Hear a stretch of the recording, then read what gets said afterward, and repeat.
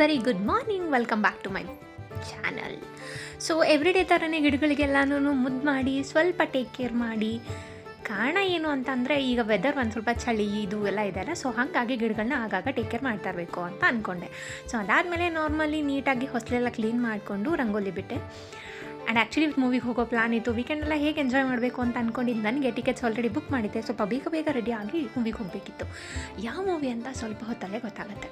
ನೀಟಾಗಿ ಎಲ್ಲ ಕ್ಲೀನ್ ಮಾಡಿಕೊಂಡು ಆಮೇಲೆ ಪುಟಾಣಿ ನೀಟಾಗಿ ರಂಗೋಲಿನೆಲ್ಲ ಡಿಸೈನ್ ಮಾಡಿಕೊಂಡು ಆ್ಯಂಡ್ ಎಷ್ಟು ಖುಷಿ ಅನಿಸ್ತಾಯಿತ್ತು ಅಂದರೆ ರಂಗೋಲಿ ಬಿಡ್ಬೇಕಾದ್ರೆ ಇತ್ತೀಚೆಗೆ ಚಾನಲ್ಗೋಸ್ಕರ ಅಂತಲೇ ನಾನು ಹೊಸದಾಗಿ ಡಿಸೈನ್ ಎಲ್ಲ ಕಂಡುಹಿಡ್ಕೊಳ್ತಾ ಇದ್ದೀನಿ. And it was too good ಅಂತ ಅನ್ನಿಸ್ತು. ಎವ್ರಿ ಟೈಮ್ ಒಂದು ಯುನೀಕ್ ಥಿಂಗ್ಸ್ನ ನಾವು ಮಾಡ್ತಾ ಹೋದರೆ ನಮ್ಮ ಮೈಂಡ್ ಕೂಡ ಅಷ್ಟೇ ರಿಲ್ಯಾಕ್ಸಿಂಗ್ ಆಗಿರುತ್ತೆ ಅಂತ ನಾನು ಅಂದ್ಕೊಳ್ತಿದ್ದೆ.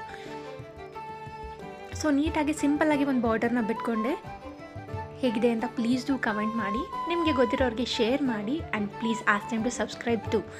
ಸೊ ಇನ್ ಬಿಟ್ವೀನ್ ಎಲ್ಲ ಕಡೆನೂ ಫಿಲ್ ಮಾಡಿಕೊಂಡೆ ಕೆಮ್ಮಣ್ಣಲ್ಲಿ. ಆಮೇಲೆ ಪುಟಾಣಿ ಡಿಸೈನ್ ಮಾಡ್ಕೊಳ್ಳೋಣ ಅಂತ ರಂಗೋಲಿಗೆ ಇನ್ ಬಿಟ್ವೀನ್ ಒಂದು ರೌಂಡ್ ಹಾಕ್ಕೊಂಡೆ. ಅದಾದಮೇಲೆ ಎಲ್ಲ ಕಡೆ ಟ್ರಯಾಂಗಲ್ನ ಬಿಟ್ಕೊಂಡೆ. ಸೊ ಆಮೇಲೆ ಅದನ್ನು ಫಿಲ್ ಮಾಡ್ಕೊಳ್ತಾ ಬಂದೆ. ಹೇಗಿದೆ ಅಂತ ಪ್ಲೀಸ್ ಡೂ ಕಮೆಂಟ್ ಮಾಡಿ. ಇನ್ ಬಿಟ್ವೀನ್ ಎಲ್ಲನೂ ಫಿಲ್ ಮಾಡಿಕೊಂಡೆ ನೀಟಾಗಿ ಕಾಣಿಸ್ಲಿ ಅಂತ. ಬಿಕಾಸ್ ಈ ಫ್ರೀ ಹ್ಯಾಂಡ್ ಡ್ರಾಯಿಂಗಲ್ಲಿ ಮೋಸ್ಟ್ ಆಫ್ ಟೈಮ್ ಏನಾಗುತ್ತೆ ಅಂತ ಹೇಳಿದ್ರೆ ಇನ್ ಬಿಟ್ವೀನ್ ಗ್ಯಾಪ್ ಇದ್ದಾಗ ರಂಗೋಲಿ ಅಷ್ಟೊಂದು ಡಿಸೈನ್ ಅನಿಸಲ್ಲ, ಖಾಲಿ ಅನಿಸುತ್ತೆ. ಸೊ ಹಾಗಾಗಿ ಎಲ್ಲ ಕಡೆ ನೀಟಾಗಿ ಫಿಲ್ ಮಾಡಿಕೊಂಡು ಆ್ಯಂಡ್ ಇಟ್ಸ್ ಪುಟಾಣಿ ರಂಗೋಲಿ ಅಂತ ಅಂದ್ಕೊಳ್ಳಿ. ಸೊ ಎಲ್ಲ ಕಡೆ ಕೆಮ್ಮಣ್ಣಿಂದ ಫಿಲ್ ಮಾಡಿಕೊಂಡೆ and it was too good to look and cute ಅಂತ ಅನ್ನಿಸ್ತಾ ಇತ್ತು. ಆ್ಯಂಡ್ ರಂಗೋಲಿ ರೆಡಿ ಆಗಿತ್ತು. ಆಮೇಲೆ ಒಂದು ಫ್ರೆಶ್ ಕಾಫಿ ತೊಗೊಂಡೆ. ಗಿಡಗಳ ಜೊತೆ ಮತ್ತೆ ಸ್ವಲ್ಪ ಟೈಮ್ ಸ್ಪೆಂಡ್ ಮಾಡಬೇಕಾಗಿತ್ತು. ಆಮೇಲೆ ಫ್ರೆಶ್ ಅಪ್ ಆಗಿ ಮನೇಲಿ ಪೂಜೆ ಮುಗಿಸ್ಕೊಂಡು ನೀಟಾಗಿ ರೆಡಿಯಾಗಿ ಮೂವಿಗೆ ಹೋಗೋಕ್ಕೆ ಪ್ಲ್ಯಾನ್ ಮಾಡಿಕೊಂಡು ಇವತ್ತು ಹೊಸದಾಗಿ ಒಂದು ಕೃಷ್ಣನ್ ತಂದಿದ್ದೆ, ಅದಕ್ಕೂ ಕೂಡ ಪೂಜೆ ಮಾಡಿದ್ದೆ. ಆ್ಯಂಡ್ ಇದನ್ನೇ ಯಾರೊಬ್ಬರು ಗಿಫ್ಟ್ ಮಾಡಿದರು. ಸೊ ರಂಗೋಲಿ ಹೇಗಿದೆ ಅಂತ ಪ್ಲೀಸ್ ಡೂ ಕಮೆಂಟ್ ಮಾಡಿ. ಇದಾದಮೇಲೆ ನಾನು ಎಲ್ಲ ತುಳಸಿ ಗಿಡಕ್ಕೆಲ್ಲನೂ ಪೂಜೆ ಮಾಡಿ ಮೂವಿಗೆ ಹೊರಟೆ. ಸೊ ನಾನು ಬಂದಿದ್ದೆ PVRಗೆ.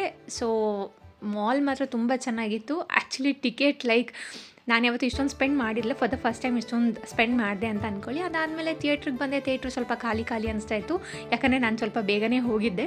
ಸೊ ಆಮೇಲೆ ನೋಡ್ರೆ ಜನ ಫುಲ್ ಬಂದರು. ವೀಕೆಂಡ್ ಆಗಿದ್ದರಿಂದ ಫುಲ್ ತುಂಬೋಗಿದ್ರು.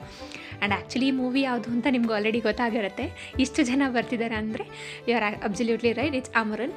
ಈ ಜೊತೆಗಿರೋದು ಜೀವ ಎಂದೆಂದಿಗೂ ಜೀವಂತ ಅಂತ ನಮ್ಮ ಪರಮಾತ್ಮ ಮೂವಿಲಿ ಹೇಳಿರೋ ಥರ ಮೂವಿ ಇದೆ. ಆ್ಯಕ್ಚುಲಿ ತುಂಬ ಚೆನ್ನಾಗಿ ಅನಿಸಿತು. ಮೋಸ್ಟ್ ಆಫ್ ದೆಮ್ ಥಿಯೇಟ್ರಲ್ಲಿ ಅಳ್ತಾಯಿದ್ರು. ನಾನು ಅತ್ತೆ ಅಂದ್ಕೊಳ್ಳಿ ಇದೆಲ್ಲ ಮುಗಿಸ್ಕೊಂಡು ಒಂದು ಮದುವೆಗೆ ಹೋಗಬೇಕಿತ್ತು. ಮದುವೆಗೆ ಹೋದೆ. ಆ್ಯಂಡ್ ಮದುವೆಯಲ್ಲಿ ನಮ್ಮ ಹಳೆ ಕಾಲದ ಅಡುಗೆಗಳೆಲ್ಲ ರೆಡಿ ಮಾಡಿದರು. ರಾಗಿ ರೊಟ್ಟಿ, ಉಚ್ಚಲ್ ಚಟ್ನಿ, ಮೈಸೂರು ಪಾಕು, ಮಾಮೂಲಿ ಇದೆಲ್ಲನೂ ಫುಲ್ ಒಂದೊಳ್ಳೆ ಬ್ಯಾಟಿಂಗ್ ಮುಗಿಸ್ಕೊಂಡು ಅದಾಗೆ ಬಂದಿದ್ದೆ ನಾನು ಬೀಡ ತಿನ್ನೋದಕ್ಕೆ. ನಂಗೆ ಐಸ್ ಕ್ರೀಮೆಲ್ಲ ಅಷ್ಟೊಂದು ಇಷ್ಟ ಆಗಲ್ಲ. ಸೊ ಹಾಗಾಗಿ ಬೀಡ ತಿಂದ್ಬಿಟ್ಟು ನಾನು ಇವತ್ತಿನ ದಿನ ಮುಗಿಸಿದ್ದೆ. ಆ್ಯಕ್ಚುಲಿ ಬೀಡ ಟೇಸ್ಟ್ ಅಷ್ಟೊಂದೇನು ಚೆನ್ನಾಗಿದೆ ಅಂತ ಅನ್ನಿಸ್ತಿಲ್ಲ. ಆ್ಯಕ್ಚುಲಿ ನಾವು ಹಾಕೋ ಎಲೆಡ್ಗೆ ಕಂಪೇರ್ ಮಾಡಿ ಇದೆಲ್ಲ ಓಕೆ ಅನಿಸುತ್ತೆ. Thank you so much guys. Have a great day. Take care. Bye.